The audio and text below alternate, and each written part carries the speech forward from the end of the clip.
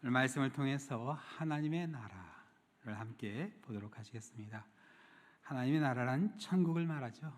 계속 천국에 대해서 말씀을 드리는데, 우리 천국이 어떤 곳인지 우리 성도들은 확실히 알고 우리가 믿음 생활을 해야 됩니다. 그래야 흔들리지 않아요. 하나님의 나라를 어느 한순간 현실과 연관없는 영적인 것으로만 생각하게 되면요, 이게 세상에 대해서 비관적이고 염세주의에 빠질 수 있는 그런 위협이 있습니다. 또 그와 반면에 하나님의 나라를 너무 현실적으로만 생각하면 지상 천국을 만들겠다 했던 공산주의나 또 개인의 욕심을 충족시키려 하는 기복신앙으로 변질될 수 있습니다.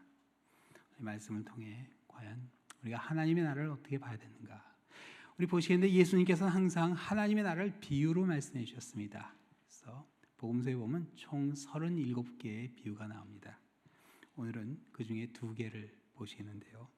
오늘 본문에 보면 예수님께서는 하나님의 나라를 땅에 뿌려진 씨앗 또는 겨자씨와 같다 그렇게 말씀해 주시는데, 이 말씀에 담긴 하나님의 나라가 어떤 것인가 오늘 함께 보도록 하시겠습니다. 하나님 나라의 소망이 여러분의 마음밭에 심겨지는 가운데 여러분 흔들리지 않는 그러한 여러분의 천국을 향한 발걸음이 되시기를 축원합니다. 우리 자우님이 한번 인사하시겠어요? 하나님의 나라를 품읍시다 하고 인사해 주세요. 우리 한번 하나님의 나라를 마음에 품고 그 씨앗이 우리 마음밭에 떨어지는 이 아침이 되시기를 축원합니다. 기도하겠습니다. 사랑의 하나님 아버지, 저희들 항상 주님을 바라보는 가운데 주님께서 약속하신 하나님의 나라를 향한 발걸음이 되게 하여 주시옵소서. 이 아침 말씀 전한 자와 듣는 자가 함께 은혜된 시간 되게 하여 주옵시며, 이 모든 말씀 예수 그리스도의 이름으로 기도드립니다. 아멘. 예수님의 가르침을 듣기 위해 갈릴리 바닷가에 모였던 사람들은 대부분 정식 교육을 받지 못한 사람들이었습니다. 그래서 예수님은 그들을 향해 가르쳐 주실 때 어려운 용어를 사용하지 않고 당시 사람들에게 익숙한 그런 비유를 들어서 가르쳐 주셨습니다.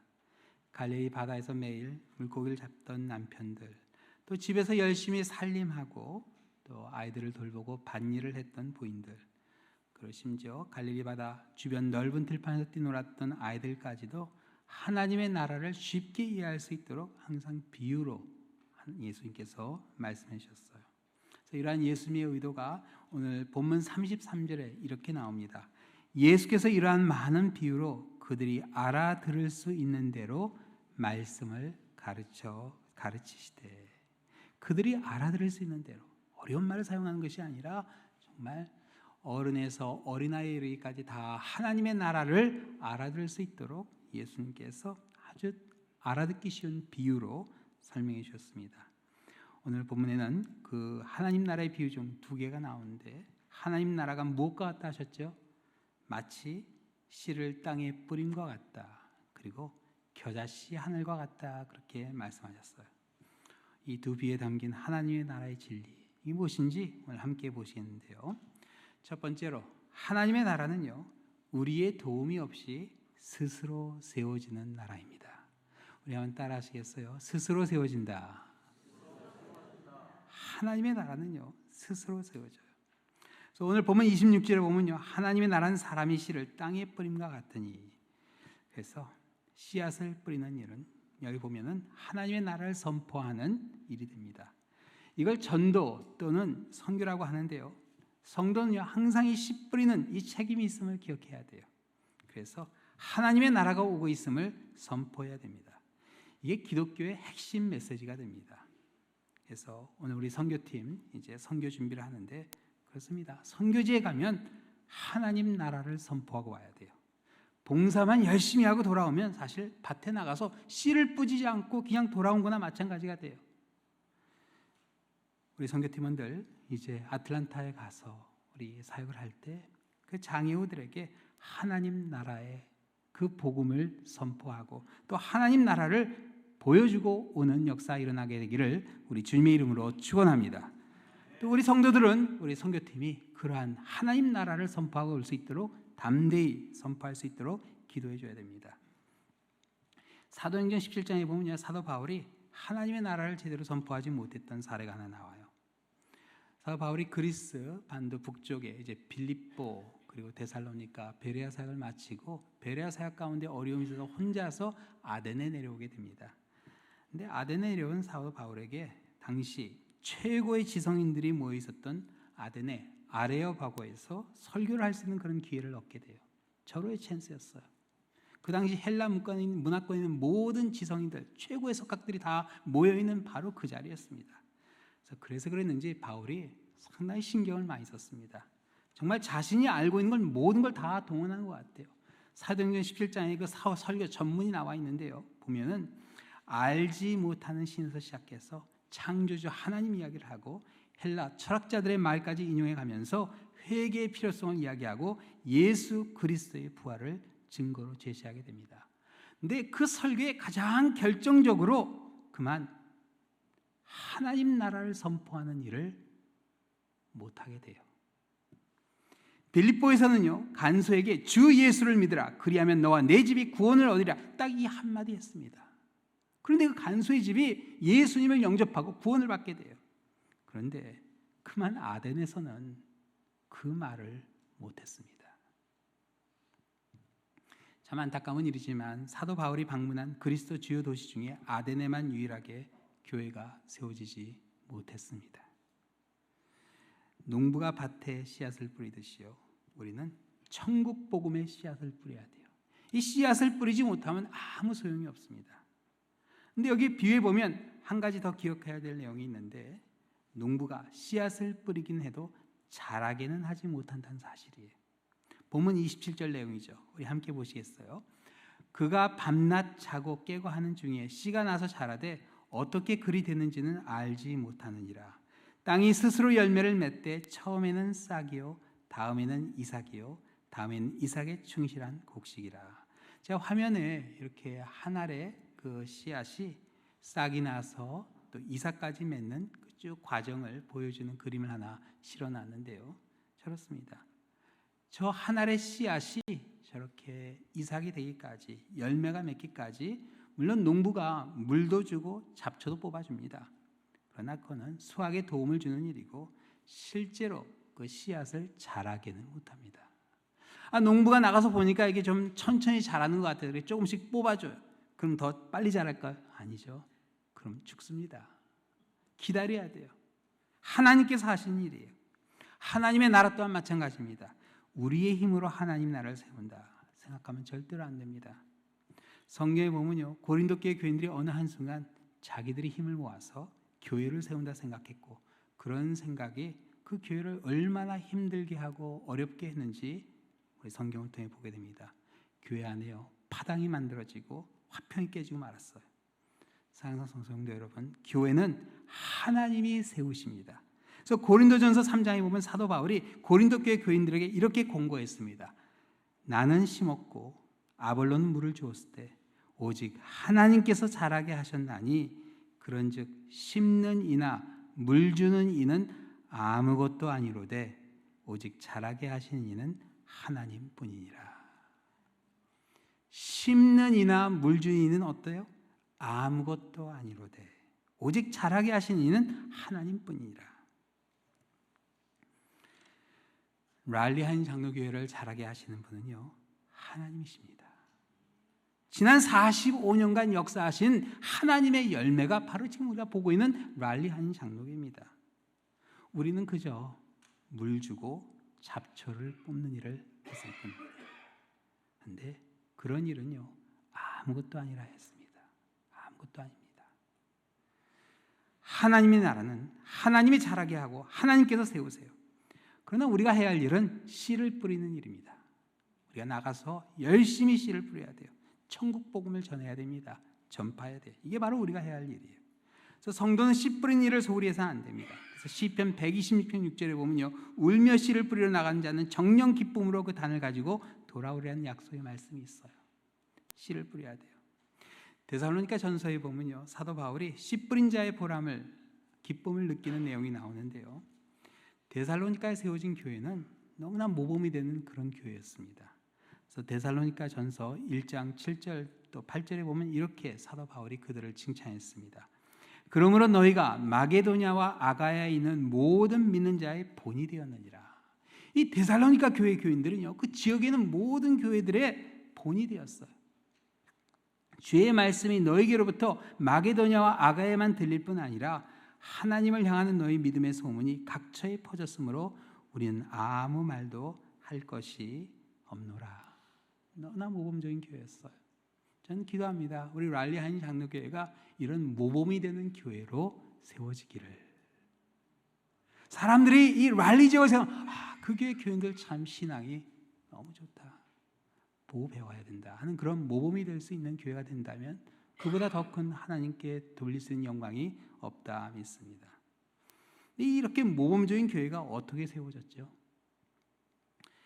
사도 바울이 고린도 두란노 소원에서 했던 사역처럼 2년 동안 매일같이 성경을 강론해서 맺혀진 열매였나요?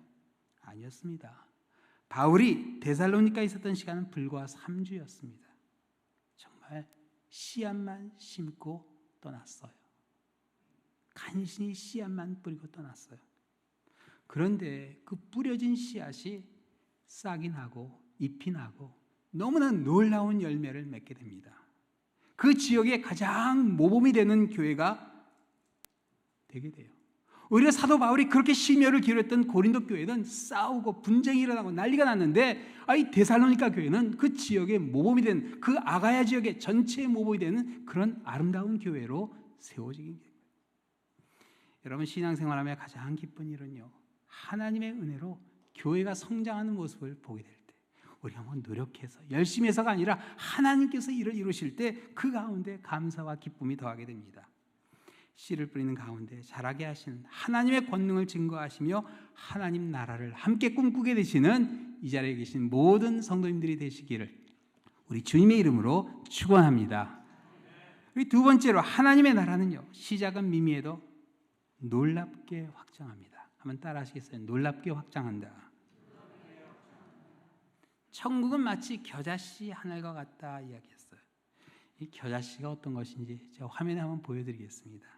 이렇게 보면요, 이 겨자씨는 저렇게 작은 씨앗이에요. 네, 한 깨알만한 그런 씨죠. 그런데 저 씨앗 하나가 땅에 떨어지면요, 저렇게 들판 가득 겨자꽃으로 피어지게 됩니다. 오늘 본문에 나오는 이 겨자는 사실 나무가 아니라 풀입니다. 근데 성경에 나오는 이 겨자를 나무로 오해하는 이유는 마태복음 13장에 나온 내용 때문에 그렇습니다. 이렇게 말씀하셨죠.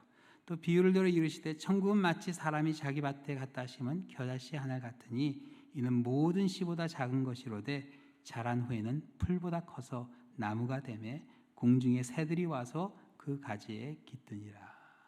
공중의 새들이 와서 그 가지에 깃든다. 그래서 우리가 뭐 나무를 생각할 수 있는데 그건 아니라 풀이 아람들이 나무로 그런 나무가 된다는 뜻은 아니고 키가 커지고 무성하게 된다는 그런 뜻이 됩니다. 그래서 오늘 본문 32절에는 좀 더 정확히 말씀을 해주시죠. 심긴 후에는 자라서 모든 풀보다 커지며 큰 가지를 내나니 공중의 새들이 그 그늘에 깃들일 만큼 되느니라. 그래서 여기서 말하는 이 겨자는요, 우리가 먹는 겨자가 아니라 봄에 노란색 꽃을 피는 우리나라의 유채꽃과 같은 그런 풀을 가리킵니다. 이 갈릴리 지역에는요, 봄이 되면은 이 풀들이 노란 꽃을 피는데 어떤 지역은 사람 키의 2배 정도까지 그렇게 자라게 됩니다. 그래서 제가 겨자꽃이 활짝 핀 그 꽃길을 하나 이렇게 사진을 했는데 사람 키 정도 돼요. 그리고 어떤 데는 한 2배까지도 저 꽃이 피게 됩니다. 근데 번식력이 강해서 한번 이게 피기 시작하면 정말 들판 가득이 겨자꽃이 다 펴요. 제가 예루살렘 성지답사 갔을 때 마침 갈릴리 지역에 이 겨자꽃이 만발해서 정말 사진을 많이 찍었습니다. 가는 곳마다 사람들이 성지 사진 안 찍고 이 겨자꽃 찍느라고 바빴어요. 근데 한 분이 갑자기 사진을 찍다가 소리를 지르면서 껑충껑충 뛰어나오시는 거예요. 그래서 왜 그러냐고 그랬더니 뱀이 있다고 그러더라고요. 왜냐하면 새들이 깃들기 때문에 뱀이 들어가서 새를 잡아먹기 위해서 조심해야 된다고 그러시더라고요. 작은 겨자씨지만 심긴 후에는 저렇게 들판 가득 확산됩니다. 하나님의 나라는 저렇습니다. 매년 봄이 되어 노란 겨자꽃이 만발할 때 갈릴리 언덕을 볼 때마다 세상에 가득해질 하나님의 나라를 기대하게 하셨던 우리 예수님의 그 가르침을 볼 수 있습니다. 여러분, 이게 바로 비유의 힘입니다. 하나님의 나라는요, 땅에 떨어진 씨앗이 스스로 열매를 맺듯 스스로 세워지고 또 땅에 떨어진 씨앗에 나온 싹이 온 들판을 덮듯이 확장되는 것이 하나님의 나라입니다. 근데 이런 하나님의 나라가 어떻게 가까이 오고 있다, 예수님께서는 말씀하셨어요. 우리의 삶에 가까이 다가오고 있어요. 우리에게 다가오는 하나님의 나라는요, 사망이 없고 애통하는 것이나 곡하는 것이나 아픈 것이 다시 있지 아니한 그런 것이에요. 죽음이 없는 것이죠. 그래서 예수님의 부활은 이제 더 이상 죽음의 권세가 우리를 위협할 수 없음을 보여줍니다. 그리고 예수님의 부활과 함께 하나님 나라의 소망이 지금 우리 마음에 임하게 돼요. 그래서 하나님의 나라는요, 이처럼 우리에게 임하게 되지만 아직 완성된 것은 아니에요. 그래서 이걸 영어로 already not yet이라 그렇게 이야기합니다. 앞으로 완성될 하나님의 나라를 바라보며 지금 내가 살고 있는 삶의 현장에서 그 나라의 축복을 누리는 삶이 바로 천국 백성의 모습입니다. 우리는 아직 하나님 나라가 완성되지 않지만 그 하나님 나라의 소망 가운데 하루하루를 살아갑니다. 이러한 천국 백성의 모습이 어떤 모습인가? 사도행전에 보면요, 빌립보에서 관리들에게 매를 맞고 감옥에 갇혔던 바울과 실라가 그날 저녁 어떻게 하죠? 원망하고 불평의 날 아니었어요. 착고에 채여서 감옥에 갇혔는데 그들은요, 하나님께 기도하고 찬송했습니다. 아마 그 기도 소리, 그 찬송 소리가 너무 아름다웠는지 간수가 그만 잠에 들고 말아요. 근데 갑자기 지진이 일어나죠. 옥문이 활짝활짝 열리게 됩니다.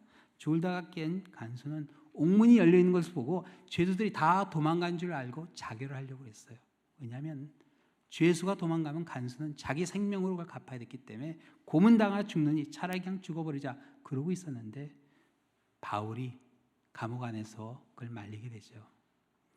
여러분, 보통 사람 같았으면 그렇게 억울하게 한 사람 자결하려고 하는데 그냥 가만히 있으면 되는 거 아니에요. 그런데 아니었어요. 사도 바울은요, 그 순간 새로운 세상을 바라보는 천국 백성의 모습을 보여줬습니다. 그거 아세요? 복음을 전파하기 전에 이미 천국 백성의 모습을 그에게 보여줬어요. 간수는요, 이 바울의 모습을 보면서 야, 이 사람은 뭔가 다른 세상을 바라보고 있는 사람이다 하는 그런 확신을 갖게 됩니다. 그 가운데 예수님을 영접하고 교회가 세워지게 됩니다. 루디아의 집에 세워진 로마의 첫 교회, 그 유럽의 첫 교회에 등록한 첫 교인이 바로 간수가 됩니다. C.S. 루이스가 이런 말을 했습니다. 역사를 더듬어 볼 때 이 세상을 위해 가장 많이 일한 사람이 누구인가? 천국을 생각했던 크리스찬들이었다. 죄로 물든 캄캄하고 어두운 세상을 변화시킨 사람은요, 개혁을 외친 사람들이 아닙니다. 새로운 세상을 보여주는 사람들이에요. 우리나라 기독교 역사에도 보면요, 새로운 세상을 보여주신 그런 분들이 계시죠. 손양호 목사님 같은 분, 정말 새로운 세상을 보여주셨습니다. 기독교는 이런 거구나. 사랑의 힘이란 바로 이런 것이구나. 주기철 목사님 같은 분이 새로운 세상을 보여줬어요. 그렇습니다. 새로운 세상은요, 천국 비전이 있는 사람들만 보여줄 수 있습니다. 근데 오늘 이 본문에 보면 예수님께서 우리에게 숙제를 하나 주셨어요. 오늘 보면 30절에 보면요, 예수님께서 혼잣말처럼 이런 말을 하셨어요. 또 이르시되 우리가 하나님의 나라를 어떻게 비교하며 무슨 비유로 나타낼까? 예수님께서 이 비유를 말씀하시는데 그냥 비유를 제자들에게 가르친 게 아니에요. 뭐라 그러시죠? 우리가 하나님의 나라를 어떻게 비교하면 될까?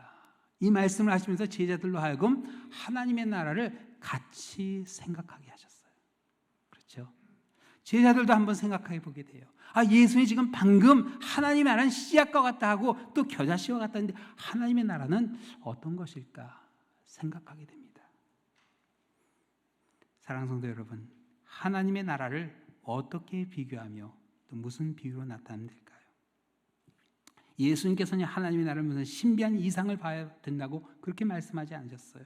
정말 매일매일 접하는 지극히 평범한 것들을 통해 하나님의 나라를 볼 수 있도록 도와주셨습니다. 그런데 여러분, 우리 마음대로 하나님 나라의 비유를 만들어서는 안 됩니다. 요즘 신천지와 같은 그런 이단들이 자기 마음대로 하나님 나라의 비유를 만들어서 사람들을 유혹하고 있어요. 상당히 위험한 일이에요. 예수님께서 우리에게 주신 하나님 나라의 비유, 이 성경에 있는 말씀 하나하나를 우리 마음속에 담는 가운데 예수님과 함께 생각할 수 있어야 됩니다. 누가복음 17장에 보면 바리새인들이 예수님에게 하나님 나라가 언제 임하냐 물어봤을 때 이렇게 대답하셨어요. 우리 한번 같이 읽어보겠습니다. 예수께서 대답하여 이르시되 하나님의 나라는 볼 수 있게 임하는 것이 아니요 또 여기 있다 저기 있다고도 못하리니 하나님의 나라는 너희 안에 있느니라. 사랑하는 성도 여러분, 우리가 이 주님께서 우리에게 주신 천국 비유를 우리 마음에 생각하게 될 때 하나님의 나라가 앞으로 우리 앞에 펼쳐질 새 하늘과 새 땅이요 우리 가슴 속에 펼쳐지게 돼요. 우리 안에 임하게 됩니다. 예수님이 주신 비유를 마음에 품고 생활하는 가운데 앞으로 완성될 새 하늘과 새 땅이 펼쳐질 하나님의 나라를 더욱 간절히 사모하게 되시는 우리 한 분 한 분 되시기를, 또 그 천국을 바라보는 가운데 이제 아틀란타로 우리 선교팀 담대히 나아가게 되시기를 우리 주님의 이름으로 축원합니다. 기도하시겠습니다. 사랑의 하나님 아버지, 저희들 하루하루를 살아가는 가운데 우리 일상 가운데 우리 주님께서 우리에게 주신 천국 비유를 기억하게 하여 주시옵소서. 그 가운데 우리 앞에 펼쳐질 새 하늘과 새 땅의 그 소망이 우리 마음에 임하게 하여 주셔서 천국 백성다운 삶을 하루하루 살아가게 하여 주시옵소서. 모든 말씀 예수 그리스도의 이름으로 기도드립니다. 아멘.